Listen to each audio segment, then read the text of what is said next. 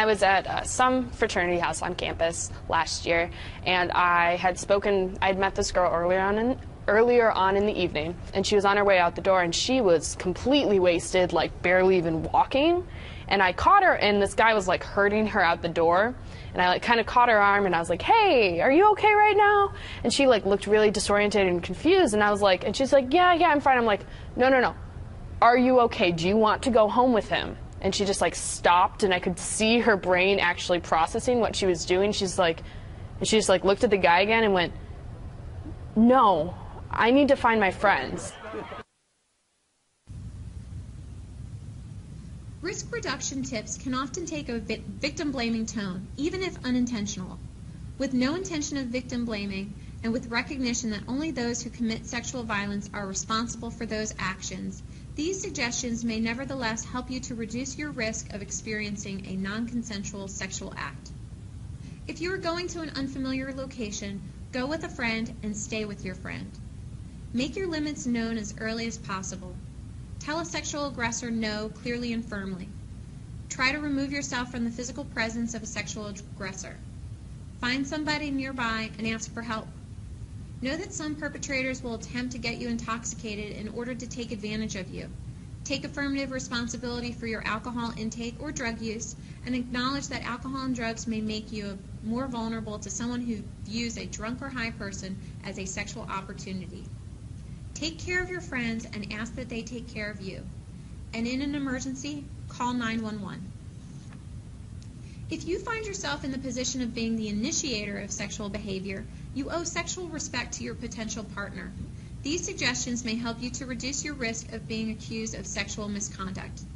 Clearly communicate your intentions to your sexual partner and give them a chance to clearly relate their intentions to you. Understand and respect personal boundaries.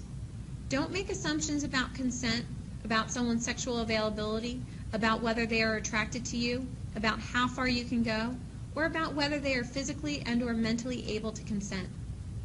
Mixed messages from your partner are a clear indication that you should stop.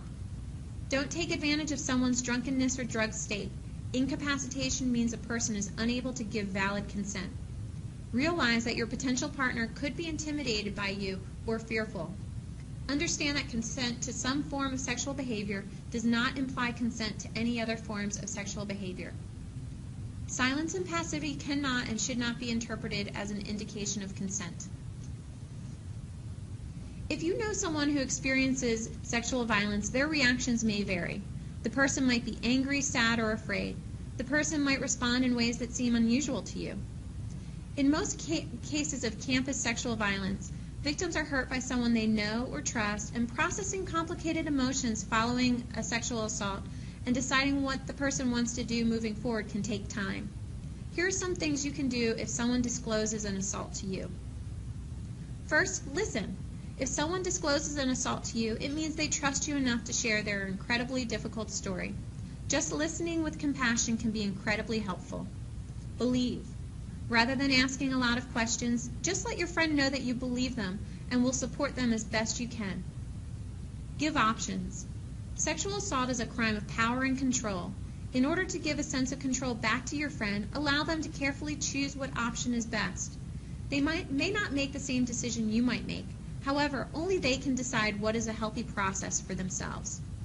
You can help them explore their options by suggesting available resources, medical, legal, on-campus, off-campus, friends, counselors, or any other support you can think of.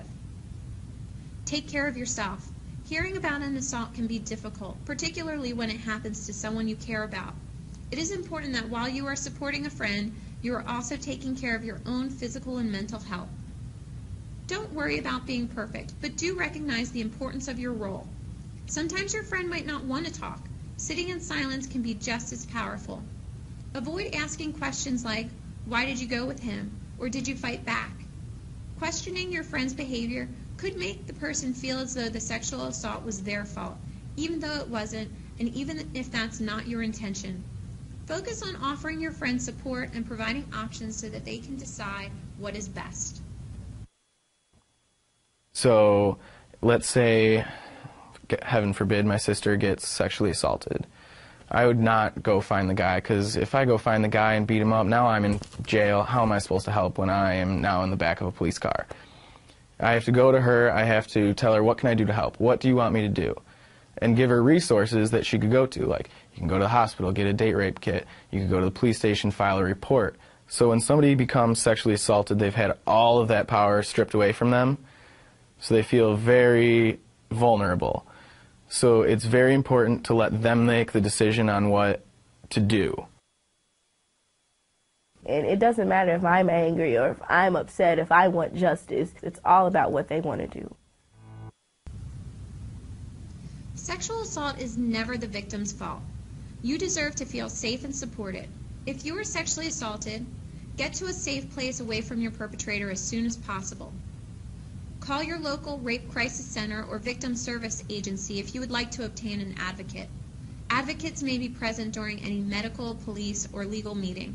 Advocates can help you navigate the medical and criminal justice systems, as well as provide information and support. In San Diego County, you can contact the Center for Community Solutions 24-hour hotline. Seek medical attention. Even if no outward injuries exist, it is recommended that you are examined by a medical professional. Forensic exams are done by specially trained nurses in the emergency room and are free for victims of sexual assault.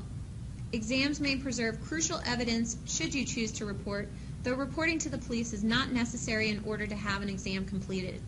You can further preserve evidence by not bathing, washing your hands, eating, or smoking until the forensic exam has been completed. Consider reporting to the police and the university. San Diego State's primary concern is for the safety of the members of our campus community.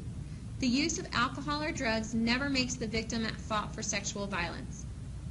Students should not be deterred from reporting incidents out of a concern that they might be disciplined for related violations of drug, alcohol, or other university policies. Except in extreme circumstances, students who are the victims of sexual violence will not be subject to discipline. If you would like to report a sexual assault, you have both on-campus and off-campus options available to you. You have the right to pursue a campus disciplinary charge. To do so, you should report the crime to a campus official, such as the Title IX coordinator or deputy coordinators. Your complaint of sexual assault will be investigated pursuant to university policies, specifically Executive Orders 1095 and 1097. If the complaint is against a student, the disciplinary process outlined in Executive Order 1098 will be followed. University proceedings provide a prompt, fair, and impartial investigation and resolution, and the investigations are conducted by officials who receive annual training. The accuser and the accused are entitled to the same opportunities to have others present during the disciplinary proceeding, including the opportunity to be accompanied by an advisor of your choice, and both the accuser and the accused are simultaneously informed in writing of the outcome of any disciplinary proceeding, as well as the university's procedures for the accused to appeal the results of the disciplinary proceeding, any change to the discipline, and notification of the final results. Sanctions for violations of university policy relating to sex discrimination and sexual violence include suspension, expulsion, and termination of employment. You also have the right to pursue criminal charges, whether or not you pursue a campus disciplinary charge. You can pursue criminal charges by contacting the police directly, or if you would like their assistance, the Title IX coordinator, deputy coordinators, student health services, counseling and psychological services, or residential education can assist you in reporting to campus or local law enforcement. If you request that your identity be kept confidential, the police will not report your identity to anyone else at the university, including the Title IX coordinator. Although the police will report the incident in the annual security report, your identity will not be revealed. You can also report the assault without pursuing charges. Counseling and other support services and resources are still available to you, even if you choose not to pursue charges. Regardless of what option a person chooses, the university will discuss interim measures and the availability of permanent accommodations, including changing academic, living, transportation, and working situations. If you wish to have a temporary no-contact order in place, you can request one from the Title IX coordinator, deputy coordinators, or the Center for Student Rights and Responsibilities. A no-contact order applies to campus only. In some situations, you may also be able to obtain a protective order that extends off campus through a local court. CSU policy prohibits retaliation against a person who reports sex discrimination, sexual harassment, or sexual violence, or someone who assists someone with reporting such conduct, or someone who participates in any manner in the investigation or resolution of a complaint. People who experience sexual assault respond in different ways. Some are ready to make a formal complaint right away. Others, however, aren't so sure. We encourage those who experience sexual violence, dating violence, domestic violence, and stalking to talk to someone about what happened so that you can get the support that you need and so the university can respond appropriately.